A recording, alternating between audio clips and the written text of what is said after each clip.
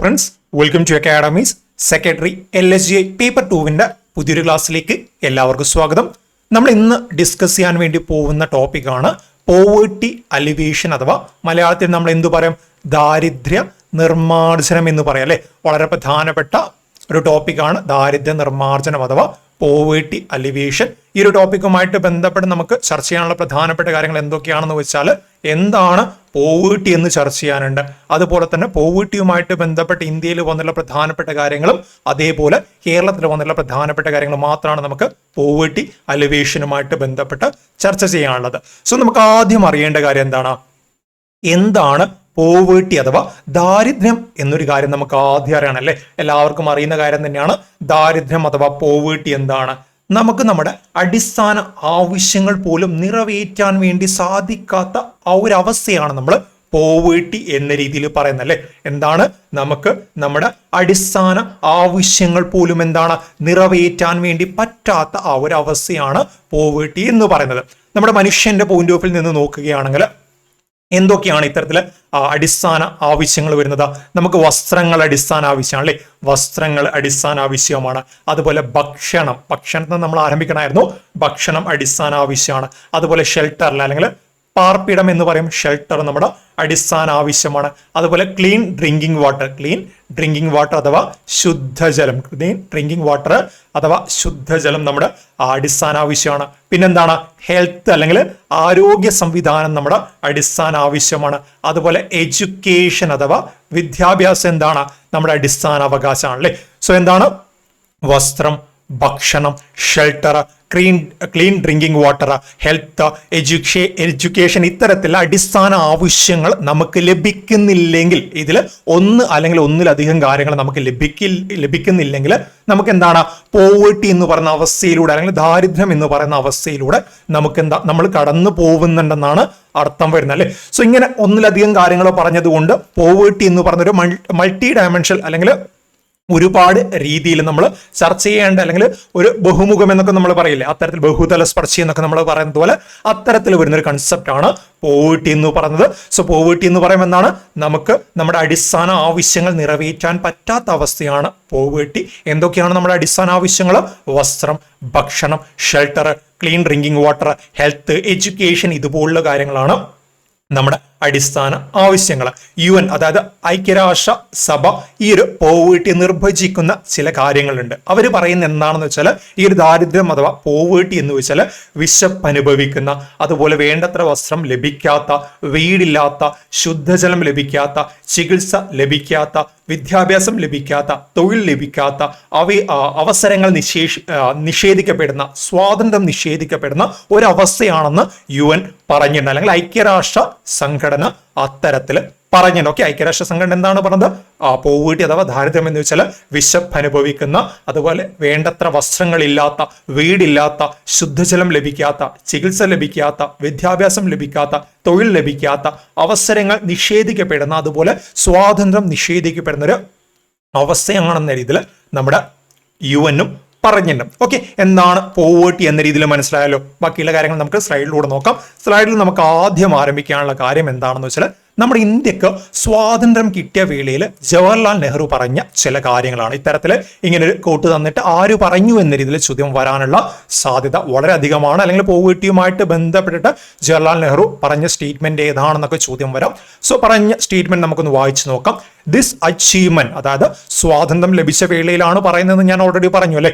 This achievement, independence, is but a step and opening of opportunity to the great dreams and achievements that await us, the ending of poverty and ignorance and disease and inequality of opportunity. എന്താണ് ഇദ്ദേഹം പറയുന്നത്, അല്ലെങ്കിൽ ജവഹർലാൽ നെഹ്റു പറയുന്ന കാര്യമാണ്, നമുക്ക് ഇപ്പൊ കിട്ടിയ സ്വാതന്ത്ര്യം അല്ലെ, ഇപ്പൊ കിട്ടിയ സ്വാതന്ത്ര്യം എന്ന് പറയുന്നത് നമ്മുടെ അവസരങ്ങളിലേക്കുള്ളൊരു തുറന്നിട്ട വാതിൽ അല്ലെങ്കിൽ ഒരു ഓപ്പർച്യൂണിറ്റി ആയിട്ട് നമുക്ക് കണക്കിലാക്കാം.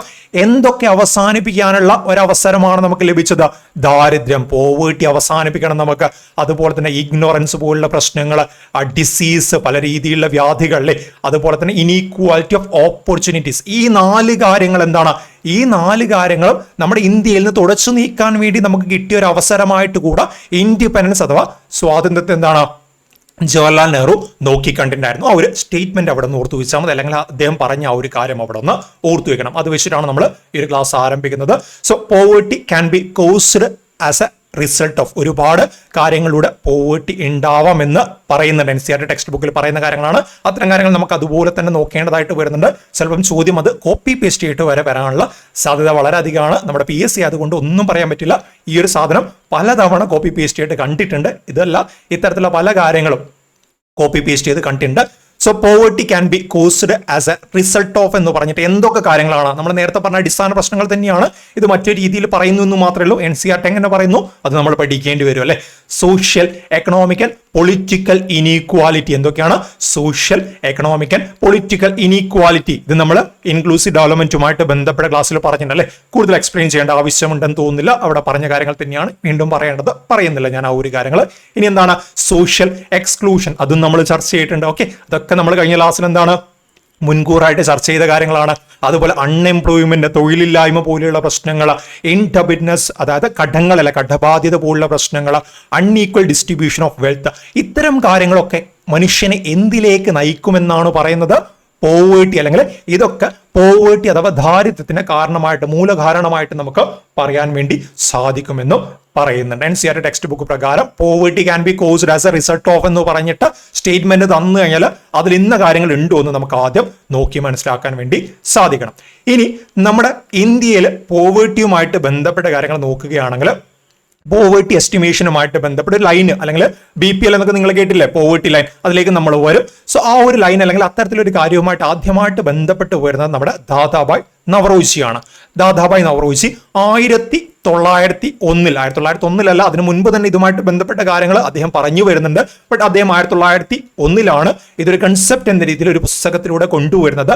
Dadabhai Naoroji was first to discuss a concept of a poverty line in his book poverty and unBritish rule in India. എന്താണ് poverty and unBritish rule in India എന്ന് പറയുന്ന പുസ്തകത്തിന്റെ ഓതർ ആരാണെന്നടക്കം ചോദ്യങ്ങൾ വരാറുണ്ട് അല്ലെ. PSCയുടെ പ്രിയപ്പെട്ട ചോദ്യം കൂടിയാണ് poverty and unBritish rule in India എന്ന് പറയുന്ന ആ ഒരു പുസ്തകം എഴുതിയത് ദാദാഭായ് നവറോജിയാണ്. സ്വതന്ത്ര ഇന്ത്യയിൽ ദാരിദ്ര്യ രേഖ എന്ന് പറയുന്ന ആശയം ആദ്യമായിട്ട് ഉയർത്തി കൊണ്ടുവന്നതും ഈ പറയുന്ന ദാദാഭായ് നവറോജിയാണ്. അതിനുവേണ്ടി NCERT ടെക്സ്റ്റ് ബുക്ക് പറയുന്ന ചില കാര്യങ്ങൾ ജസ്റ്റ് ഞാനൊന്ന് എക്സ്പ്ലെയിൻ ചെയ്തു തരാം. ഇവിടെ കൊടുത്തിട്ടില്ല. അദ്ദേഹം എന്താണ് ജയിൽ പുള്ളികളുടെ ആഹാരക്രമമായിരുന്നു ദാദാഭായ് നവറോജി ഇതിനു വേണ്ടിയിട്ടായിട്ട് ചൂസ് ചെയ്തത്. ഇത്തരത്തില് പോവേർട്ടി ലൈനിനെ കുറിച്ച് ആ ഒരു ഇന്ത്യ മൊത്തമല്ല, അദ്ദേഹം എന്താണ് അതിനൊരു സാമ്പിൾ എന്ന രീതിയിൽ ജയിൽ പുള്ളികളുടെ ആ ഒരു ജീവിത ചെലവും കാര്യങ്ങളായിരുന്നു അദ്ദേഹം പഠിച്ചിട്ടുണ്ടായിരുന്നത്. അതിനുവേണ്ടി എന്താണ് ആ ഒരു ജയിൽ പുള്ളികളുമായിട്ട് ബന്ധപ്പെട്ട അവരുടെ ചെലവും നിലവിൽ നമ്മുടെ രാജ്യവുമായിട്ട് ബന്ധപ്പെട്ടിരുന്ന ചെലവും രണ്ടും എന്താണ് കമ്പയർ ചെയ്തു. ജയിൽ പുള്ളികൾ എന്ന് പറയുന്ന സമയത്ത് എന്താണ് അവിടെ ഒരു ഫിക്സഡ് നമ്പർ ഓഫ് ആളുകളാണ് വരുന്നത് അല്ലെ. സോ അവരുടെ കാര്യങ്ങൾ പഠിക്കാൻ വേണ്ടി എളുപ്പമാണ്. ഓരോ ജയിൽ പുള്ളിക്കും എന്താണ് ജീവിച്ചു പോവാൻ വേണ്ടി, ഭക്ഷണം കഴിച്ചിട്ട് ആ രീതിയിൽ ജീവിച്ചു പോവാൻ വേണ്ടിയിട്ട് എത്ര രൂപ ചെലവാവുന്നുണ്ട് എന്ന രീതിയിൽ അദ്ദേഹം കണക്കെടുത്തു. ആ രീതിയിലൊക്കെ കാര്യങ്ങൾ പോയി. ബട്ട് അവിടെ ഒരു പ്രശ്നമുണ്ട്. ഈ ജയിൽ പുള്ളികൾ എന്ന് പറയുന്ന സമയത്ത് എന്താണ് അഡൽട്സ് മാത്രമേ വരൂ അല്ലെ, 18 വയസ്സിന് മുകളിലുള്ള ആളുകൾ മാത്രമേ അതിൽ വരൂ. അവിടെ ആര് വരില്ല? കുട്ടികൾ ഒരിക്കലും ജയിൽ പുള്ളികൾ എന്ന രീതിയിലെ കണക്കുകൾ വരില്ല. നമ്മുടെ ഇന്ത്യയുടെ കാര്യം നോക്കിക്കഴിഞ്ഞാൽ ആ സമയത്ത് ഇന്ത്യയുടെ ടോട്ടൽ പോപ്പുലേഷന്റെ 1/3 ടോട്ടൽ പോപ്പുലേഷന്റെ 1/3 ഭാഗം എന്താണ്? ഓക്കെ, ഇന്ത്യയുടെ ടോട്ടൽ പോപ്പുലേഷന്റെ 1/3 1/3 എന്ന് പറയുന്നത് എന്താണ്? അത് കുട്ടികളായിരുന്നു. സോ ഈ പറയുന്ന റിസൾട്ട് എന്താണ്? ഈ പറയുന്ന റിസൾട്ട് നമുക്ക് ആ ഒരു സമയത്ത് ദാദാഭായ് നവറോജി ഒരു എക്സാമ്പിൾ എന്ന രീതിയിൽ കൊണ്ടുവന്നെങ്കിലും കുട്ടികളുടെ ചെലവുകൾ കൂടെ നമുക്ക് പരിഗണിക്കേണ്ടതായിട്ട് വരും അല്ലെ. ഇന്ത്യയിലെ കുട്ടികളുടെ ചെലവ് കൂടെ കണക്കിലെടുക്കുന്ന സമയത്ത് എന്താണ് നമുക്ക് ഈ ഒരു റിപ്പോർട്ട് അല്ലെങ്കിൽ ആ രീതിയിൽ നമുക്ക് പറയാൻ വേണ്ടി സാധിക്കത്തില്ല. ഇതിൽ തന്നെ കുട്ടികൾ എന്താണ് കുട്ടികൾ വളരെ കുറഞ്ഞ അളവിൽ ഭക്ഷണം കഴിക്കുന്ന അല്ലെങ്കിൽ ആ രീതിയിൽ ചെലവ് വരുന്ന കുട്ടികളുണ്ട്. അതുപോലെ തന്നെ പാരന്റ്സിന്റെ പങ്കുമായിട്ട് ആ രീതിയിൽ പാരന്റ്സിന്റെ ഭക്ഷണത്തിന് അവരുടെ ഡയറ്റിന്റെ ഭാഗമായിട്ട് മാറിയ കുട്ടികളുണ്ട്. അങ്ങനെ ഒരുപാട് വ്യത്യാസങ്ങൾ ഈ ഒരു കുട്ടികളുമായിട്ട് ബന്ധപ്പെട്ട് വരുന്നുണ്ടായിരുന്നു. ഓക്കെ, ആ രീതിയിലൊന്ന് ഓർത്തേക്കണം. ദാദാഭായ് നവറോജിയാണ് ഇത്തരത്തിൽ ആദ്യമായിട്ടൊരു കാര്യം കൊണ്ടുപോകുന്നത് പോവേർട്ടി ലൈനുമായിട്ട് ബന്ധപ്പെട്ട്. അതിനുശേഷം 1962 എന്താണ് പ്ലാനിംഗ് കമ്മീഷൻ അല്ലെ. പ്ലാനിംഗ് കമ്മീഷൻ ഓൾറെഡി അവിടെ ഉണ്ട്. പ്ലാനിംഗ് കമ്മീഷൻ ഒരു സ്റ്റഡി ഗ്രൂപ്പ് കൊണ്ടുവരികയാണ്. പ്ലാനിംഗ് കമ്മീഷൻ എന്താണ് ഈ ഒരു പോവേർട്ടിയുമായിട്ട് ബന്ധപ്പെട്ട കാര്യങ്ങൾ പഠിക്കാൻ വേണ്ടിയിട്ടൊരു സ്റ്റഡി ഗ്രൂപ്പ് കൊണ്ടുവരികയാണ്. ആ ഒരു സ്റ്റഡി ഗ്രൂപ്പും കുറച്ച് കാര്യങ്ങൾ പഠിച്ചു. അതിനുശേഷം 1979 എന്താണ് ഒരു ടാസ്ക് ഫോഴ്സ് വന്നു. Task force on projection of minimum needs and effective consumption demand എന്ന രീതിയിലൊരു ടാസ്ക് ഫോഴ്സ് വന്നു. ഇതൊക്കെ എന്തിനാണ് വരുന്നത്?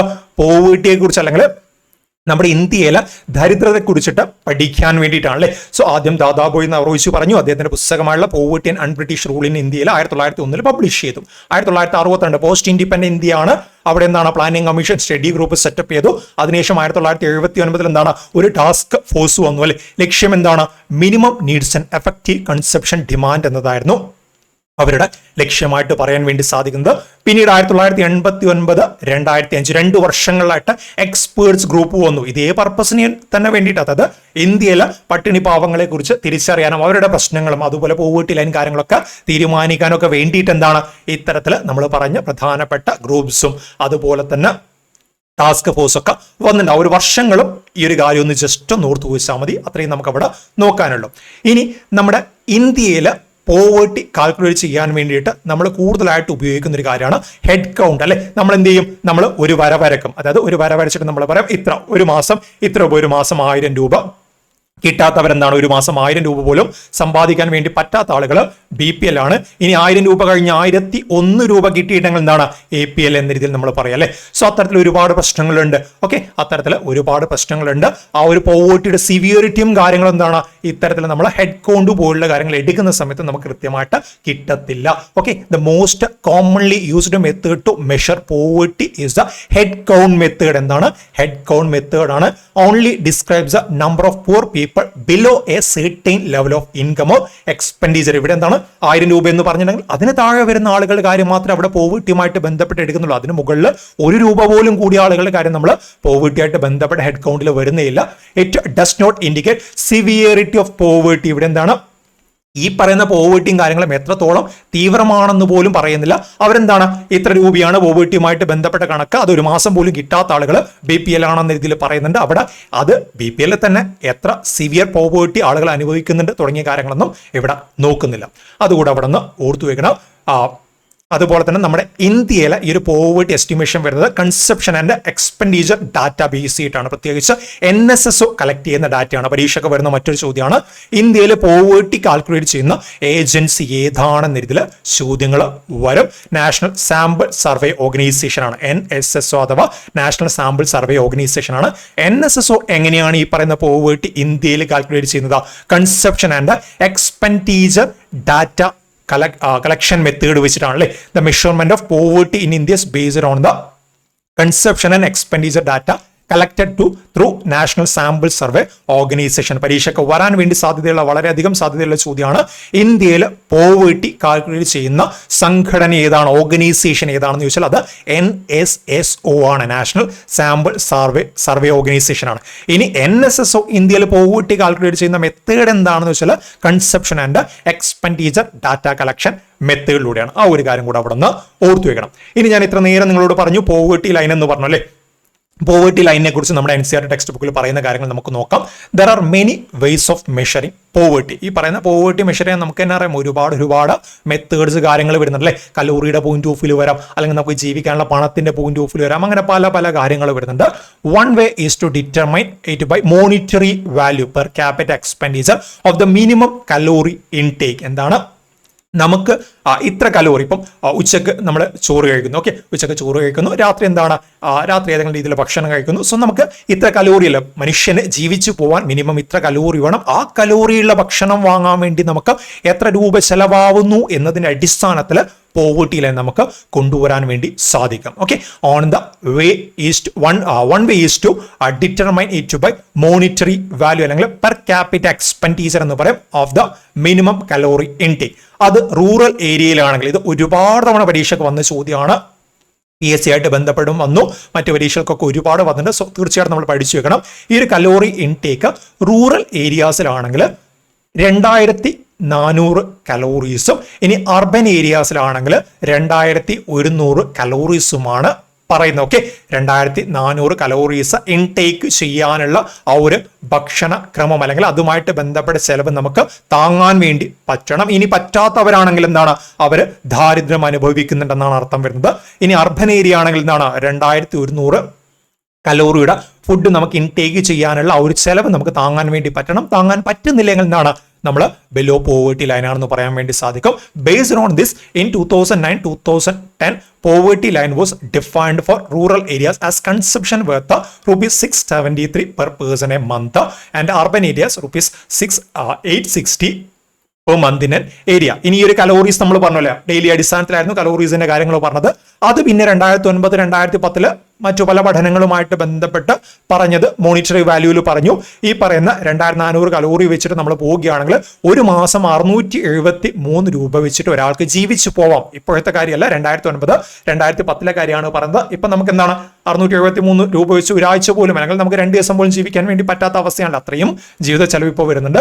2009-2010 കണക്കുകൾ അനുസരിച്ചിട്ട് റൂറൽ ഏരിയാസിൽ 673 രൂപ ഒരു മാസം ഉണ്ടെങ്കിൽ നമുക്ക് ജീവിച്ചു പോവാമെന്നാണ് പറയുന്നത്. ഇനി അത് അർബൻ ഏരിയ ആണെങ്കിൽ അത് 860 രൂപയാണ്. ആ രണ്ട് കാര്യം ഒന്ന് ഓർത്തു വെക്കണം.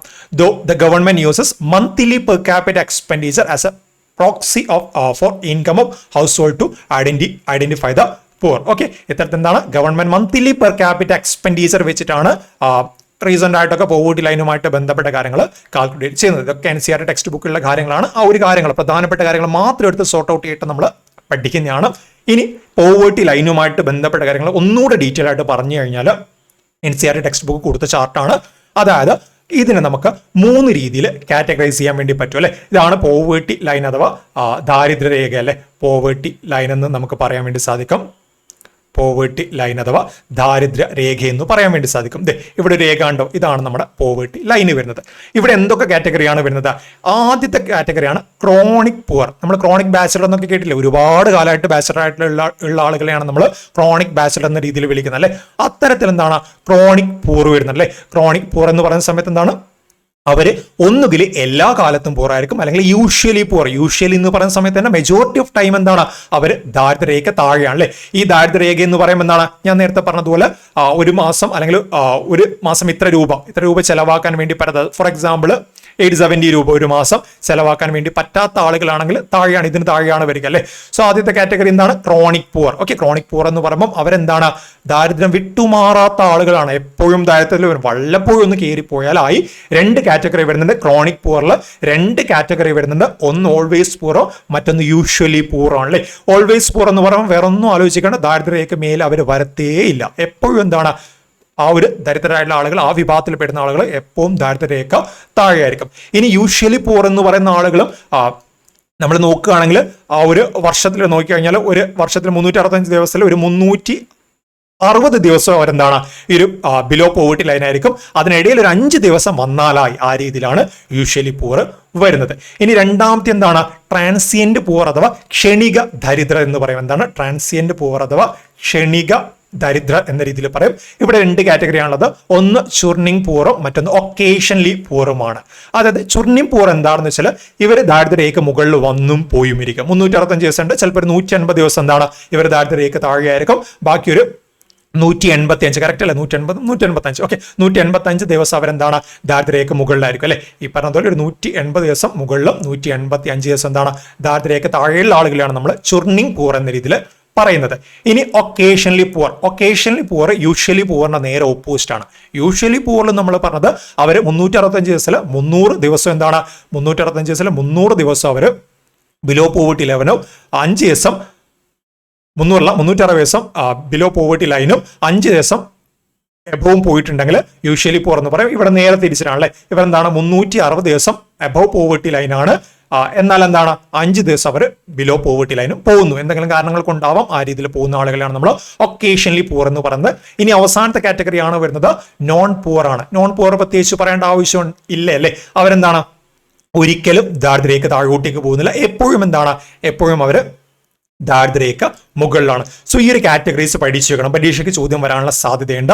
ഇത്തരത്തിൽ ക്രോണിക് പൂറിന്റെ കാറ്റഗറീസ് താഴെ പറഞ്ഞ ഏതൊക്കെയാണെന്ന് പറഞ്ഞ് ചൂർണിംഗ് പൂർ, ഒക്കേഷണൽ പൂർ, യൂഷ്വലി പൂർ, നെവർ പൂർ എന്ന് തന്നു കഴിഞ്ഞാൽ ക്രോണിക് പൂറിൽ വരുന്ന എക്സാമ്പിൾ എന്താണ് യൂഷ്വലി പൂർ അല്ലെങ്കിൽ ഓൾവേസ് പൂർ ഏതാണ് ഓപ്ഷനിലുള്ളതെന്ന് കൃത്യമായിട്ട് നമ്മൾ നോക്കിയെടുക്കണം. മനസ്സിലായെന്ന് വിചാരിക്കുന്നു. ഒന്നുമില്ല കാര്യം, നമ്മൾ എന്താണ് ഒരു പോവേർട്ടി ലൈൻ വരക്കുന്നു. ആ പോവേർട്ടി ലൈൻ വരച്ചിട്ട് ആളുകളുടെ അവസ്ഥ മനസ്സിലാക്കുന്നു അല്ലേ. സോ അതിൽ 3 കാറ്റഗറി. Chronic poor. എന്താണ് ക്രോണിക് എന്ന് പറഞ്ഞാൽ? നമ്മുടെ ക്രോണിക് ബാച്ചിലർ എന്ന് പറഞ്ഞാൽ കാലാകാലങ്ങളായിട്ട് ബാച്ചിലായിട്ട് നിൽക്കുന്ന ആളുകളാണ്. 2 കാറ്റഗറി, ഓൾവേസ് പുവറും യൂഷ്വലി പുവറും. ഓൾവേസ് പുവർ എന്ന് പറയുമ്പോൾ അവരെന്താണ്? ദാരിദ്ര്യരേഖ മുകളിൽ വരുന്നേയില്ല. 365 ദിവസം ഉണ്ടെങ്കിൽ 365 ദിവസം താഴെയാണ്. യൂഷ്വലി പുവർ എന്ന് പറയുമ്പോൾ എന്താണ്?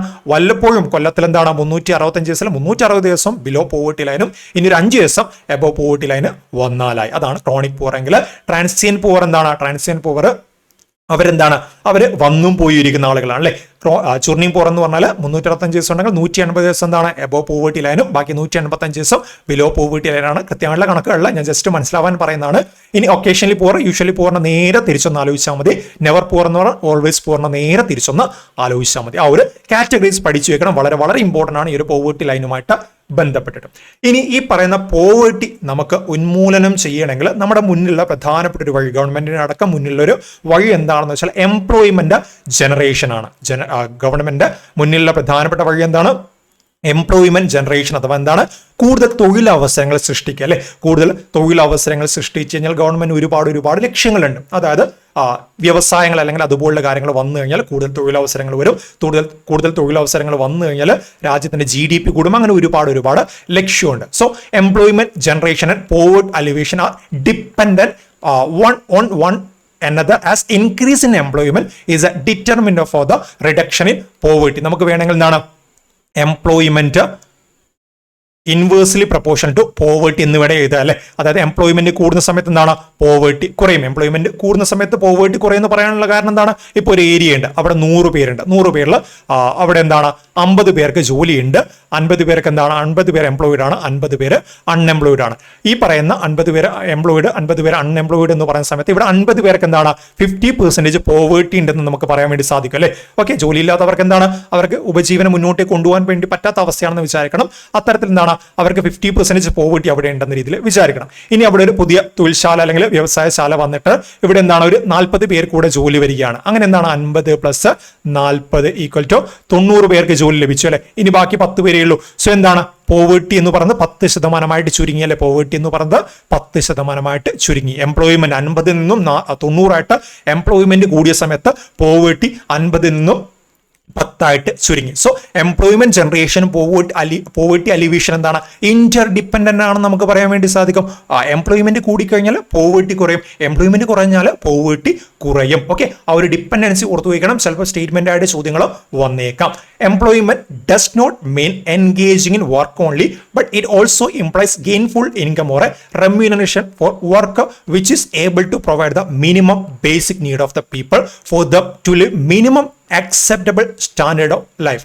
ഒരിക്കലും എംപ്ലോയ്മെന്റ് എന്ന് പറഞ്ഞു കഴിഞ്ഞാൽ നമ്മളൊരു വർക്കിൽ എൻഗേജ് ചെയ്യുന്നു അല്ലെങ്കിൽ നമ്മളൊരു ജോലിയുടെ ഭാഗമാവുന്നു എന്ന് മാത്രമല്ല, നമുക്ക് സമൂഹത്തിൽ മാന്യമായിട്ട് അല്ലെങ്കിൽ ഒരു മിനിമം സ്റ്റാൻഡേർഡ് ഓഫ് ലൈഫിൽ നമുക്ക് മിനിമം സ്റ്റാൻഡേർഡ് ഓഫ് ലൈഫ് എന്ന് പറയുന്നത് നമുക്ക് എന്താണ്? നമുക്കൊരു അസുഖം വന്നാൽ ഡോക്ടറെ കാണിക്കാൻ വേണ്ടി പോകാൻ പൈസയുണ്ട്. നമ്മുടെ മക്കൾക്ക് അല്ലെങ്കിൽ നമുക്ക് എന്താണ്? വിദ്യാഭ്യാസം നേടാനുള്ള പൈസ വരുന്നുണ്ട്. അതുപോലെ നമുക്ക് ഒരു നേരത്തെ ആഹാരം കിട്ടുന്നുണ്ട്. സോ അത്തരത്തിൽ minimum acceptable standard of life നയിക്കാനുള്ളൊരു ശേഷി കൂടെ നമുക്ക് എംപ്ലോയ്മെന്റിലൂടെ ലഭിക്കും. അല്ലാതെ എംപ്ലോയ്മെന്റ് എന്ന് പറഞ്ഞാൽ വെറുതെ എന്താണ്? നമ്മൾ ജോലി ചെയ്യുന്നു എന്ന് മാത്രമല്ല, ഒരു സോഷ്യൽ പോയിന്റ് ഓഫ് നിന്ന് നമ്മൾ നോക്കുന്ന സമയത്ത് എംപ്ലോയ്മെന്റിന്റെ അർത്ഥം എന്താണ് വരുന്നത്? നമുക്കൊരു minimum acceptable standard of life നയിക്കാൻ വേണ്ടി അല്ലെങ്കിൽ ജീവിക്കാൻ വേണ്ടി സാധിക്കുന്നുണ്ടെന്നൊരു അർത്ഥം കൂടെ എംപ്ലോയ്മെന്റിന് അവിടെ വരുന്നുണ്ട്. ആ ഒരു കാര്യം കൂടെ ഒന്ന് ഓർത്തു വയ്ക്കണം. ഓക്കെ ആണല്ലോ അത്രയും കാര്യങ്ങൾ. ഇനി നമുക്ക് നോക്കാനുള്ളത് നമ്മുടെ 5 ഇയർ പ്ലാനുമായിട്ട് ബന്ധപ്പെട്ട ആദ്യത്തെ 5 ഇയർ പ്ലാൻ തൊട്ട് തന്നെ പോവർട്ടി അലിവേഷനുമായിട്ട് ബന്ധപ്പെട്ട കാര്യങ്ങൾ വരുന്നുണ്ട്. എന്ന് കരുതിയിട്ട് പോവർട്ടി അലിവേഷൻ ഫസ്റ്റ് 5 ഇയർ പ്ലാന്റെ ഒബ്ജക്റ്റീവ് ആയിരുന്നു എന്ന് ഒരിക്കലും പറയരുത്. അത് തെറ്റാണ്. ഫസ്റ്റ് 5 ഇയർ പ്ലാന്റെ ഒന്നും ഒബ്ജക്റ്റീവ് ആയിരുന്നില്ല ഈ പറയുന്ന പോവർട്ടി അലിവേഷൻ. എൻ്റെ ഓർമ്മ ശരിയാണെങ്കിൽ 5th 5 ഇയർ പ്ലാൻ തൊട്ടിട്ടെങ്ങാണ്ട് ഈ ഒരു കാര്യങ്ങൾ വരുന്നത്. ഓക്കെ, 5th 5 ഇയർ പ്ലാനുമായിട്ട് ബന്ധപ്പെട്ട് 5 ഇയർ പ്ലാൻ നമുക്ക് എക്കണോമിക്സിൽ നോക്കാനുണ്ട്. ഇവിടെ നമ്മൾ അതുകൊണ്ട് അതിലേക്ക് പോകുന്നില്ല. ജസ്റ്റ് കുറച്ച് കാര്യങ്ങൾ മാത്രമേ നോക്കുന്നുള്ളൂ. So policies and program towards poverty alleviation എന്ന് പറഞ്ഞ് ഫസ്റ്റ് 5 ഇയർ പ്ലാനിൽ ചില കാര്യങ്ങൾ പറയുന്നുണ്ട്. ബുക്കിൽ എടുത്തു പറയുന്ന കാര്യമായതുകൊണ്ട് 1951-56 ഫസ്റ്റ് 5 ഇയർ പ്ലാൻ എന്ന് എല്ലാവർക്കും അറിയാം. സോ ഫസ്റ്റ് 5 ഇയർ പ്ലാനിൽ അവർ കൊടുത്ത ചില കാര്യങ്ങളുണ്ട്, അല്ലെങ്കിൽ ഈ പോവർട്ടി എലിവേഷനുമായിട്ട് ബന്ധപ്പെട്ട കൊടുത്ത ചില കാര്യങ്ങളുണ്ട്. നമുക്കറിയാം 1951-56 കാലഘട്ടം ഫസ്റ്റ് 5 ഇയർ പ്ലാൻ വരുന്ന സമയത്ത് നമ്മുടെ മുന്നിലുള്ള വളരെ പ്രധാനപ്പെട്ട പ്രശ്നമായിരുന്നു പോവർട്ടി എന്ന് പറയുന്നത്. നമ്മുടെ മുന്നിൽ എന്താണ്? കുന്നുപോലെ ഇൻഫ്ലേഷൻ ഉദിച്ചു നിന്ന സമയമാണത്. അതുപോലെ തന്നെ അഭയാർത്ഥികൾ ഇന്ത്യയിൽ നിന്ന് പാകിസ്ഥാനിലേക്കും അതുപോലെ തിരിച്ചൊക്കെ വരുന്ന ഒരുപാട് അഭയാർത്ഥികൾ. സോ ഇവർക്കൊക്കെ ഭക്ഷണം വേണം അല്ലെ, അതിന് മാത്രമുള്ള അഗ്രികൾച്ചർ സോഴ്സും അന്ന് നമുക്ക് ലഭ്യമായിട്ടുണ്ടായിരുന്നില്ല. സോ അതുകൊണ്ട് ഒരുപാട് പ്രശ്നം നമ്മുടെ ഇന്ത്യയിൽ ഉണ്ടായിരുന്നു. ഫസ്റ്റ് 5 ഇയർ പ്ലാനിൽ പറയുന്ന കാര്യം ഇതാണ്: the urge to bring economic and social change under present condition comes from the fact of poverty and inequalities in income, wealth and opportunity. എന്താണ് കാര്യം പറഞ്ഞത്? The urge to bring economic and social change under present condition come from the fact of poverty and inequality in income, wealth and opportunity. Okay, ഇപ്പോൾ നിലവിൽ വരുന്ന ഈ ഒരു പ്രശ്നങ്ങൾക്ക് പ്രധാന കാരണമായിട്ട് പറയുന്നത് എന്താണ്? പോവേർട്ടി പോലുള്ള പ്രശ്നമാണെന്ന രീതിയിൽ ഫസ്റ്റ് 5 ഇയർ പ്ലാനിൽ പറഞ്ഞിട്ടുണ്ട്. The urge to bring economic and social change under present condition comes from the fact of poverty and inequality in income, wealth and opportunity എന്ന രീതിയിൽ ഫസ്റ്റ് 5 ഇയർ പ്ലാനുമായിട്ട് ബന്ധപ്പെട്ട് നമുക്ക് കാണാൻ വേണ്ടി സാധിക്കും അത്തരത്തിലൊരു സ്റ്റേറ്റ്മെന്റ്. ഇനി സെക്കൻഡ് 5 ഇയർ പ്ലാനിൽ 1956-61 പറയുന്ന കാര്യം എന്താണ്? The benefit of economic development must acquire more and more to the relatively less privileged class of the society. എന്താണ് എക്കണോമിക് ഡെവലപ്മെന്റ് നമ്മൾ നടപ്പിലാക്കുന്ന സമയത്ത് അതിൽ നമ്മൾ ഏറ്റവും പ്രാധാന്യം അല്ലെങ്കിൽ ഏറ്റവും കൂടുതൽ നമ്മൾ അവിടെ കരുതൽ കൊടുക്കേണ്ട വിഭാഗം എന്ന് പറയുന്നത് സൊസൈറ്റിയിൽ റിലേറ്റീവ്ലി ലെസ് പ്രിവിലേജ്ഡ് ആയുള്ള വിഭാഗത്തിനാണെന്ന രീതിയിലും പറയുന്നുണ്ട്. ജസ്റ്റ് ഈ 2 കോഴ്സ് ഒന്ന് ഓർത്തു വെച്ചാൽ മതി. ഫസ്റ്റ് 5 ഇയർ പ്ലാനിൽ പോവേർട്ടിയുമായിട്ട് ബന്ധപ്പെട്ട് പറഞ്ഞ കാര്യങ്ങൾ അതുപോലെ എടുത്ത് ചോദിക്കാനുള്ള സാധ്യതയുണ്ട്. സെക്കൻഡ് 5 ഇയർ പ്ലാനിൽ അതുപോലെ എടുത്ത് ചോദിക്കാനുള്ള സാധ്യത നമുക്ക് വളരെ അധികമാണ്. ഓക്കെ, അത്രയും കാര്യങ്ങൾ ആയെങ്കിൽ അതിന്റെ ബേസിക് കാര്യങ്ങൾ നമ്മളിപ്പോൾ പഠിച്ചു. എന്താണ് പോവേർട്ടി എന്ന് പഠിച്ചു. പോവേർട്ടിയുമായിട്ട് ബന്ധപ്പെട്ട 5 ഇയർ പ്ലാനിൽ ആ ഒരു കൺസെപ്റ്റും കാര്യങ്ങളും നമ്മൾ പഠിച്ചിട്ടുണ്ട്. അതുപോലെ തന്നെ ജവഹർലാൽ നെഹ്റു പറഞ്ഞ കാര്യങ്ങളും പോവേർട്ടിയും അതുപോലെ തന്നെ എംപ്ലോയ്മെന്റിന്റെ കാര്യങ്ങൾ പഠിച്ചു. പോവേർട്ടിയുടെ BPL അല്ല പോവേർട്ടി ലൈനുമായിട്ട് ബന്ധപ്പെട്ട കാര്യങ്ങൾ നമ്മൾ പഠിച്ചിട്ടുണ്ട്. സോ അത്തരം കാര്യങ്ങൾ പഠിച്ചു. ഇനി നമുക്ക് നോക്കാനുള്ള മറ്റൊരു വളരെ പ്രധാനപ്പെട്ട കാര്യം എന്താണെന്ന് വെച്ചാൽ ഗവൺമെന്റിന്റെ 3 ഡയമെൻഷണൽ അപ്രോച്ചാണ്. പോവേർട്ടി അവസാനിപ്പിക്കാൻ വേണ്ടിയിട്ട് സ്വാതന്ത്ര്യാനന്തര ഇന്ത്യയിൽ ഗവൺമെന്റ് ഒരു 3 ഡയമെൻഷൻ അപ്രോച്ച് കൊണ്ടുവന്നിട്ടുണ്ട്. പ്രധാനമായിട്ട് 3 ലക്ഷ്യങ്ങൾ ഗവൺമെന്റ് അന്ന് മുന്നോട്ടേക്ക് വെച്ചിട്ടുണ്ട്. ഈ 3 ലക്ഷ്യങ്ങളും വളരെ ഡീറ്റെയിൽ ആയിട്ട് തന്നെ NCERT ടെക്സ്റ്റ് ബുക്കിൽ പറയുന്നുണ്ട്. സോ ആ ഒരു ഡീറ്റെയിൽ ആയുള്ള കാര്യങ്ങൾ നമ്മൾ വളരെ ചുരുക്കിയിട്ടൊന്ന് പഠിക്കാൻ വേണ്ടി പോവുകയാണ്. പോവേർട്ടി റിഡക്ഷൻ അഥവാ പോവേർട്ടി അലിവേഷന് വേണ്ടിയിട്ട് നമ്മുടെ പോസ്റ്റ് ഇൻഡിപെൻഡന്റ് ഇന്ത്യയിൽ ഗവൺമെന്റ് കൊണ്ടുവന്നുള്ള പ്രധാനപ്പെട്ട കാര്യങ്ങളാണ് നമ്മൾ നോക്കാൻ വേണ്ടി പോകുന്നത്. ആദ്യത്തെ എന്താണ്? ഗവൺമെന്റ് സ്വാതന്ത്ര്യം കിട്ടിയ ഉടനെ 1950 കാലഘട്ടമായപ്പോൾ ഗവൺമെന്റ് പറഞ്ഞു നമ്മളിവിടെ ഗ്രോത്ത് ഓറിയന്റഡ് അപ്രോച്ച് കൊണ്ടുവരാൻ വേണ്ടി പോവുകയാണെന്ന രീതിയിൽ ഗവൺമെന്റ് പറഞ്ഞു. എന്താണ് ഗ്രോത്ത് ഓറിയന്റഡ്? അവിടെ പോവേർട്ടി എന്ന് പറയുന്ന കാര്യയെ കൊണ്ടുവരുന്നില്ല. ഫസ്റ്റ് 5 ഇയർ പ്ലാൻ ആയാലും സെക്കൻഡ് 5 ഇയർ പ്ലാൻ ആയാലും അവിടെ കോഴ്സ് പറഞ്ഞതല്ലാതെ പോവേർട്ടിക്ക് കാര്യമായിട്ട് പ്രാധാന്യമില്ല. ഫസ്റ്റ് 5 ഇയർ പ്ലാനിൽ അഗ്രികൾച്ചറിന് പ്രാധാന്യം നൽകി. സെക്കൻഡ് 5 ഇയർ പ്ലാനിൽ നമ്മുടെ ഇൻഡസ്ട്രീസുമായിട്ട് ബന്ധപ്പെട്ട പ്രാധാന്യം നൽകി. തേർഡിൽ അഗ്രികൾച്ചറും ഇൻഡസ്ട്രിക്കും ഒരുപോലെ പ്രാധാന്യം നൽകി. ആ കാര്യമൊക്കെ നമുക്ക് അറിയുന്നതാണ്. So the first one is growth oriented approach. എന്താണ്? രാജ്യത്തിന്റെ വികസനവുമായിട്ട് ബന്ധപ്പെട്ട ഒരു അപ്രോച്ച് ആയിരുന്നു ഫസ്റ്റ് 5 ഇയർ പ്ലാനിൽ. അതും പോവേർട്ടി തമ്മിലുള്ള ബന്ധം എന്താണെന്നാണ് നമുക്ക് അറിയാനുള്ളത്. അല്ലെങ്കിൽ അത് പിന്നീട് എങ്ങനെ പോവേർട്ടിയിലേക്ക് നയിച്ചു എന്നതാണ് നമുക്ക് അറിയാനുള്ളത്. It is based on the expectation that the effect of economic growth will leads to the rapid increase in gross domestic product and per capita income would spread to all section of society and will tackle down to the poor section also. Government ഈ പറയുന്ന growth oriented approach കൊണ്ടുവരുന്ന സമയത്ത് ഗവൺമെന്റിന്റെ മനസ്സിലുണ്ടായിരുന്ന ഒരു ലക്ഷ്യം എന്താണെന്ന് വെച്ചാൽ നമ്മൾ ഇത്തരത്തിൽ ഗ്രോത്ത് ഓറിയന്റഡ് അപ്രോച്ച് കൊണ്ടുവരുന്ന സമയത്ത് രാജ്യത്ത് വികസനം വരും, രാജ്യത്ത് ഡെവലപ്മെന്റ് വരും. സോ സ്വാഭാവികമായിട്ട് ഒരു രാജ്യത്ത് വികസനം വരുന്നു എന്ന് പറയുമ്പോൾ രാജ്യത്തിന്റെ ഗ്രോസ് ഡൊമസ്റ്റിക് പ്രൊഡക്റ്റ് അഥവാ GDP എന്താണ്? GDP റാപ്പിഡായിട്ട് വർദ്ധിക്കും അല്ലെ. GDP അഥവാ ഗ്രോസ് ഡൊമസ്റ്റിക് പ്രൊഡക്റ്റ് എന്താണ്? ഒരു രാജ്യത്ത് ഒരു ഫിനാൻഷ്യൽ ഇയറിൽ പ്രൊഡ്യൂസ് ചെയ്യുന്ന ഫൈനൽ ഗുഡ്സ് ആൻഡ് സർവീസസിന്റെ മോണിറ്ററി വാല്യൂ ആണ് നമ്മൾ GDP അഥവാ ഗ്രോസ് ഡൊമസ്റ്റിക് പ്രൊഡക്റ്റ് എന്ന രീതിയിൽ പറയുന്നത്. സോ ആ ഒരു GDP എന്താണ്? ഒരു രാജ്യത്തിന്റെ ആഭ്യന്തര അതിർത്തി എന്ന് പറഞ്ഞു അല്ലെ.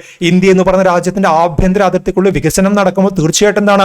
ഇന്ത്യയുമായിട്ട് ബന്ധപ്പെട്ട സാധനങ്ങൾ മറ്റു രാജ്യങ്ങളിലേക്ക് എക്സ്പോർട്ട് ചെയ്യപ്പെടും. ഇന്ത്യയുടെ ആവശ്യങ്ങൾ സ്വയം പര്യാപ്തം നേടാൻ വേണ്ടി സാധിക്കും. അതിലൂടെ രാജ്യം വികസനത്തിലേക്ക് എത്തും എന്നതായിരുന്നു ഉണ്ടായിരുന്ന ലക്ഷ്യം. ആ domestic product and per capita income അതിലൂടെ കൂട്ടാമെന്നും ഗവൺമെന്റ് എന്താണ് മനക്കോട്ട കേട്ടിട്ടായിരുന്നു.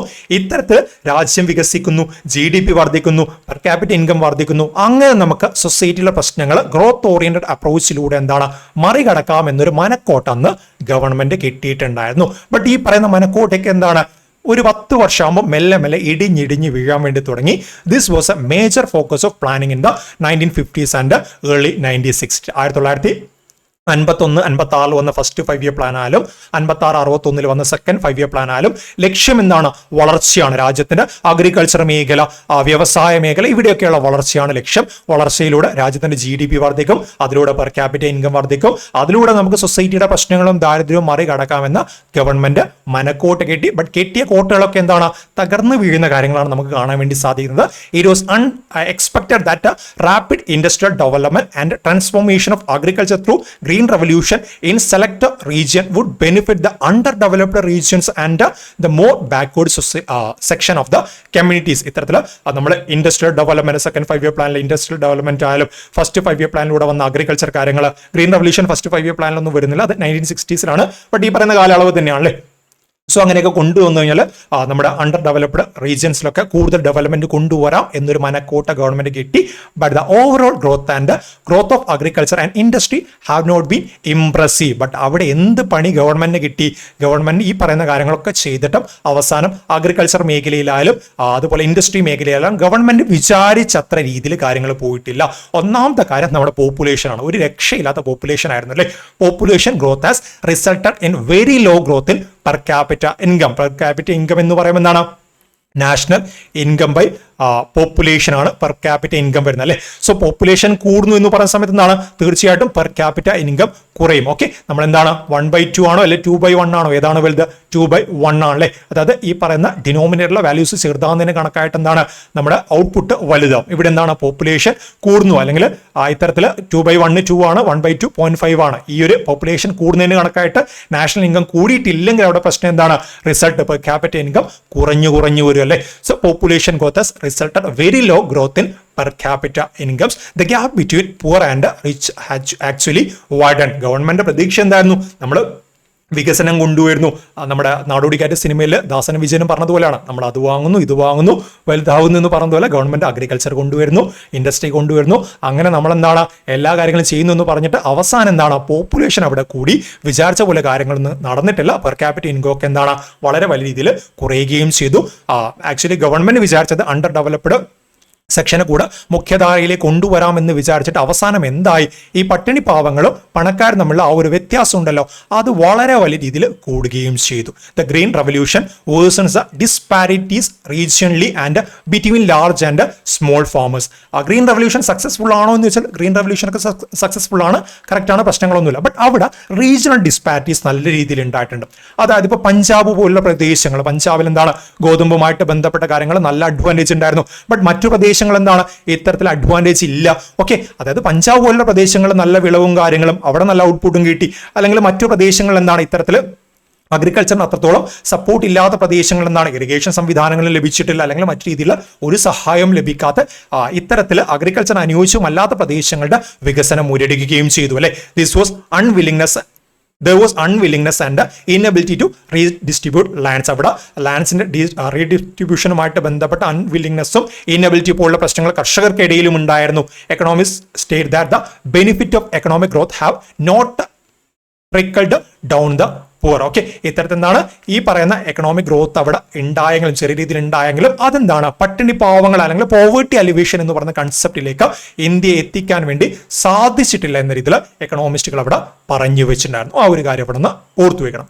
ഓക്കെ, അങ്ങനെ നമ്മൾ ഫസ്റ്റ് പറഞ്ഞ ഗ്രോത്ത് ഓറിയന്റഡ് അപ്രോച്ച് എന്താണ്? ഗ്രോത്ത് ഓറിയന്റഡ് അപ്രോച്ച് നല്ല രീതിയിൽ പാളി എന്ന് ഗവൺമെന്റ് മനസ്സിലായി. സോ അങ്ങനെ അത് പാളിയ സമയത്ത് എന്താണ്? ഏതാണ്ട് ഒരു തേർഡ് 5 ഇയർ പ്ലാന്റെ സമയമായപ്പോൾ 1961 60 വരെയുള്ള കാര്യമാണ് പറഞ്ഞല്ലേ. 61 66 കാലഘട്ടങ്ങളിൽ ഗവൺമെന്റ് എന്ത് മനസ്സിലാക്കി? ഗവൺമെന്റ് ഇത്തരത്തിൽ നമ്മൾ എന്താണ്? ഇത്തരത്തിൽ നമ്മൾ ഗ്രോത്ത് ഓറിയന്റഡ് അപ്രോച്ച് മാത്രം കൊണ്ടുവന്നാൽ പോരാ, ജനങ്ങൾക്ക് തൊഴിലൊക്കെ കൊണ്ടുവരുന്ന രീതിയിൽ അല്ലെങ്കിൽ എംപ്ലോയ്മെന്റ് ഗ്യാരണ്ടി ചെയ്യുന്ന പോലെയുള്ള പദ്ധതികൾ കൂടെ കൊണ്ടുവരണം. ജനങ്ങൾക്ക് എന്താണ്? തൊഴിലും അതിലൂടെ വരുമാനം ലഭിക്കുന്ന പദ്ധതികൾ കൊണ്ടുവരണമെന്ന് ഗവൺമെന്റ് രണ്ടാമത്തെ ആ ഒരു കാര്യത്തിലൂടെ തിരിച്ചറിഞ്ഞു അല്ലെ. 3 ഡയമെൻഷണൽ അപ്രോച്ച് എന്ന് പറഞ്ഞു. ഫസ്റ്റ് എന്താണ്?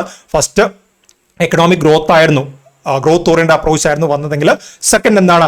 സെക്കൻഡ് വരുന്നത് ജനങ്ങൾക്ക് എംപ്ലോയ്മെന്റും അതിലൂടെ ഇൻകവും കൊണ്ടുവരിക, പാവപ്പെട്ടവർക്ക് എംപ്ലോയ്മെന്റ് തൊഴിലും കൊണ്ടുവരിക, തൊഴിലൂടെ വരുമാനവും കൊണ്ടുവരിക എന്ന ലക്ഷ്യത്തിലേക്ക് ഗവൺമെന്റ് വന്നു. Why looking for alternative to specifically address a poor, policy makers started thinking that incomes and employment for the poor could be raised through the creation of additional assets and by means of work generation. നമുക്ക് എന്താണ്, നമുക്ക് കൂടുതൽ പരിപാടികൾ ആരംഭിച്ചു, പല രീതിയിലുള്ള പരിപാടികൾ ആരംഭിച്ചിട്ട് കൂടുതൽ വർക്ക് കൊണ്ടുവരിക, അല്ലെങ്കിൽ നമ്മുടെ എക്കണോമിയുടെ ഭാഗമായിട്ട് കൂടുതൽ തൊഴിലവസരങ്ങൾ സൃഷ്ടിച്ചിട്ട് പാവപ്പെട്ടവർക്ക് എന്താണ് എംപ്ലോയ്മെന്റും അതിലൂടെ അവർക്ക് ജീവിച്ചു പോകാനുള്ള ഒരു വേതനവും കൊടുക്കണമെന്ന് ഗവൺമെന്റ് തിരിച്ചറിയാൻ ഒരു 10 വർഷം എടുത്തു അല്ലെ. This could be achieved through the specific poverty alleviation program. അതിന് വേണ്ടിയിട്ട് എന്താണ് ഗവൺമെന്റ് ഓരോ രീതിയിലുള്ള പോവർട്ടി അലിവേഷൻ പ്രോഗ്രാംസ് പ്ലാൻ ചെയ്തു വന്നു. This second approach has been initiated from the third 5-year plan 1961-66 and progressively enlarged since then. First approach വന്നത് 1950 തൊട്ട് 60 വരെയാണ്. അവിടെ എന്താണ്, അവിടെ നമ്മുടെ ഗ്രീൻ റെവല്യൂഷൻ പോലുള്ള കാര്യങ്ങൾ, ഗ്രീൻ റെവല്യൂഷൻ 1960 ശേഷമാണ്, ബട്ട് അതിന്റെ തുടക്കവും കാര്യങ്ങളൊക്കെ എന്താണ് അവിടെ വന്നിട്ടുണ്ടായിരുന്നു. സോ അതുപോലും എന്താണ് അവിടെ ഒരുപാട് പ്രശ്നങ്ങളും റീജിയണൽ ഡിസ്പാരിറ്റീസ് ഒക്കെ വന്നു.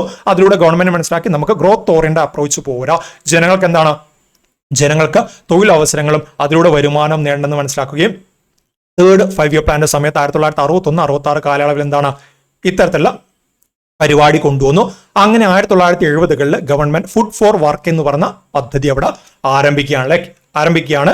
One of the noted program initiated in the 1970s was food for work program. Okay, government food for work program 1970s കൊണ്ടുവന്നു. എന്താണ് ഫുഡ് ഫോർ വർക്ക് പ്രോഗ്രാം, അതിന്റെ ലക്ഷ്യം, ആ ഒരു കാര്യങ്ങൾ കൂടെ പറഞ്ഞ് നമുക്ക് ഇന്നത്തെ ക്ലാസ് അവസാനിപ്പിക്കാം. ക്ലാസ് നമ്മൾ അധികം നീട്ടിക്കൊണ്ടുപോകുന്നില്ല, 2 ക്ലാസ്സിൽ ചെറിയ ഭാഗങ്ങളായിട്ട് നമുക്ക് എടുത്തു തീർക്കാം. So food for work program കഴിഞ്ഞിട്ട് നമുക്ക് ഇനി ഒരുപാട് കാര്യങ്ങൾ പറയാനുണ്ട്. ആ ഒരു കാര്യങ്ങളുമായിട്ട് നമുക്ക് എന്തായാലും നെക്സ്റ്റ് ക്ലാസ്സിൽ കണ്ടിന്യൂ ചെയ്യാം. സോ ഫുഡ് ഫോർ വർക്ക് കൂടെ ഞാൻ ഇവിടെ ഒന്ന് എക്സ്പ്ലെയിൻ ചെയ്യാം. ഫുഡ് ഫോർ വർക്ക് ഞാൻ ഓൾറെഡി പറഞ്ഞു 1970s രണ്ടാമത്തെ അപ്രോച്ചിനാണ് വരുന്നത്. അതിലെന്താണ് ലക്ഷ്യം, ജനങ്ങൾക്ക് തൊഴിലവസരങ്ങൾ കൊണ്ടുവരണം, അതിലൂടെ ജനങ്ങൾക്ക് വരുമാനം വേണം, വരുമാനം കിട്ടിക്കഴിഞ്ഞാൽ പട്ടിണി നിന്നും കരകയറാം എന്ന രീതിയിലുള്ള പ്രതീക്ഷ ഗവൺമെന്റ് ഉണ്ടായിരുന്നു. സോ 1977 ഏപ്രിലാണ് ഈ പറയുന്ന ഫുഡ് ഫോർ വർക്ക് ലോഞ്ച് ചെയ്യുന്ന. ആ ഒരു വർഷമൊക്കെ പഠിച്ചു വെച്ചോ, ചിലപ്പം ചോദ്യം വരും, ഏത് വർഷമാണ് food for work program launch ചെയ്യുന്നത് ചോദിക്കും. എയിം എന്താണ്, it was nation wide to enlarge employment opportunities to the poorer section of the community living the rural areas. Rural ഏരിയാസിൽ ജീവിക്കുന്ന, ഓക്കെ, ഇവിടെ എന്താണ് ഇനീഷ്യലി റൂറൽ ഏരിയാസുമായിട്ട് ബന്ധപ്പെട്ടാണ് ഈ ഒരു കാര്യം വന്നത്. റൂറൽ ഏരിയാസിൽ ജീവിക്കുന്ന വളരെ പാവപ്പെട്ട ആളുകൾക്ക് എന്താണ് തൊഴിലവസരങ്ങൾ ഒരുക്കുകയാണ് ഫുഡ് ഫോർ വർക്ക്. പേരെത്തേണ്ടല്ലേ, അതായത് ഭക്ഷണത്തിന് വേണ്ടിയിട്ട് ജോലി, അതായത് അവരുടെ എന്താണ് നിത്യ ഭക്ഷണത്തിന് വേണ്ടിയിട്ട് തൊഴിലവസരങ്ങൾ അവർക്ക് ഒരുക്കുന്നു. Launch year 1977 ഏപ്രിലാണ്. ഇംപ്ലിമെന്റിംഗ് ഏജൻസി ഏതാണ്, അതൊക്കെയാണ് പരീക്ഷയ്ക്ക് ചോദ്യങ്ങൾ വരാറുള്ളത്. The union ministry of rural reconstruction. അപ്പൊ നിങ്ങൾ ചിന്തിക്കും അങ്ങനെ ഒരു മിനിസ്ട്രി ഉണ്ടോ? ഉണ്ടായിരുന്നു. 1970 കാലഘട്ടങ്ങളിലൊക്കെ നമ്മൾ ഇന്ന് വിളിക്കുന്ന മിനിസ്ട്രി ഓഫ് റൂറൽ ഡെവലപ്മെന്റിലെ അത് union minister of rural reconstruction എന്ന പേരിലായിരുന്നു അറിയപ്പെടുന്നത്. പിന്നീട് 1982 മിനിസ്ട്രി ഓഫ് റൂറൽ ഡെവലപ്മെന്റ് എന്ന രീതിയിൽ പേര് മാറ്റിയതാണ്. അത് പിന്നെയും പേര് മാറ്റിയിട്ടുണ്ട്. പിന്നെയും പേര് മാറ്റി അവസാനം 2000 ശേഷമൊക്കെയാണ് വീണ്ടും മിനിസ്ട്രി ഓഫ് റൂറൽ ഡെവലപ്മെന്റ് എന്ന രീതിയിൽ പേര് വന്നത്. സോ എന്തൊക്കെ കാര്യങ്ങൾ പഠിച്ചു വെക്കണം, ഫുഡ് ഫോർ വർക്ക് പ്രോഗ്രാമിന്റെ എയിം പഠിച്ചു വെക്കണം. എന്താണ്, റൂറൽ ഏരിയാസിൽ വീക്കർ സെക്ഷൻ അല്ലെങ്കിൽ പൂറർ സെക്ഷന് തൊഴിലവസരങ്ങൾ ഒരുക്കുന്നു. ലോഞ്ച് ഇയർ പഠിക്കണം 1977 ആണ്. Implementing agents union minister of rural reconstruction ആണ്. ചിലപ്പോൾ ഓപ്ഷനിൽ ഇതുണ്ടാവില്ല, റൂറൽ ഡെവലപ്മെന്റ് തന്നെ തരും, അതൊന്ന് നോട്ട് ചെയ്ത് വെച്ചാൽ മതി. The scheme provided opportunities for employment and raising their income and nutrition levels. എന്താണ് അവർക്ക് ഇതിലൂടെ തൊഴിൽ അവസരങ്ങൾ വരുമ്പോൾ വരുമാനം കിട്ടും അല്ലെ. വരുമാനം കിട്ടിക്കഴിഞ്ഞാൽ എന്താണ് സ്വാഭാവികമായിട്ട് അവരുടെ ഭക്ഷണത്തിന്റെ ആ ഒരു കാര്യങ്ങളൊക്കെ മാറും. അതുവരെ അവർക്കൊരു മിനിമം കലോറീസ് പോലും ഇൻടേക്ക് ചെയ്യാൻ വേണ്ടി പറ്റാത്തവരാണെങ്കിൽ, ഫോർ എക്സാമ്പിൾ ആ സമയത്ത് നമുക്ക് ഒരു ദിവസം മിനിമം ഇത്ര കലോറി, ഒരു മനുഷ്യന് 3 നേരം ഫുഡ് നമ്മൾ പറയാം അല്ലെ, അതായത് രാവിലെ ഉച്ചക്ക് രാത്രി ആ രീതിയിൽ ഫുഡ് കഴിക്കാൻ ഒരു മനുഷ്യന് ആ സമയത്ത് ആവറേജ് ഒരു 20 രൂപ വേണമെങ്കിൽ ചിലപ്പം ഈ പറയുന്ന പല കാറ്റഗറി 10 രൂപ പോലും ഒരു ദിവസം തികച്ചെടുക്കാനില്ലാത്ത ആളുകളായിരിക്കും അല്ലെ. സോ അവർക്ക് ഇത്തരത്തിൽ ജോലി ചെയ്തിട്ട് 20 രൂപ അവരുടെ കയ്യിലേക്ക് വരുന്ന സമയത്ത് അവർക്ക് നല്ല രീതിയിൽ ഭക്ഷണം വാങ്ങാൻ വേണ്ടി പറ്റും അല്ലെ. അതിലൂടെ അവരുടെ ആരോഗ്യം മെച്ചപ്പെടും, അവരുടെ ആ ഒരു തൊഴിൽ ശേഷിയും കാര്യങ്ങളൊക്കെ മെച്ചപ്പെടും.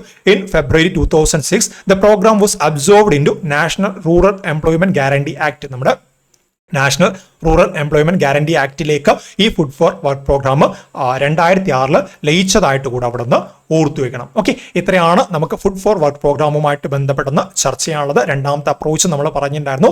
ഇനി നമുക്ക് നെക്സ്റ്റ് ക്ലാസ്സിൽ നോക്കാനുള്ള കാര്യങ്ങളാണ്. ഇവിടെ നിന്നായിരിക്കും നെക്സ്റ്റ് ക്ലാസ് ആരംഭിക്കുന്നത്.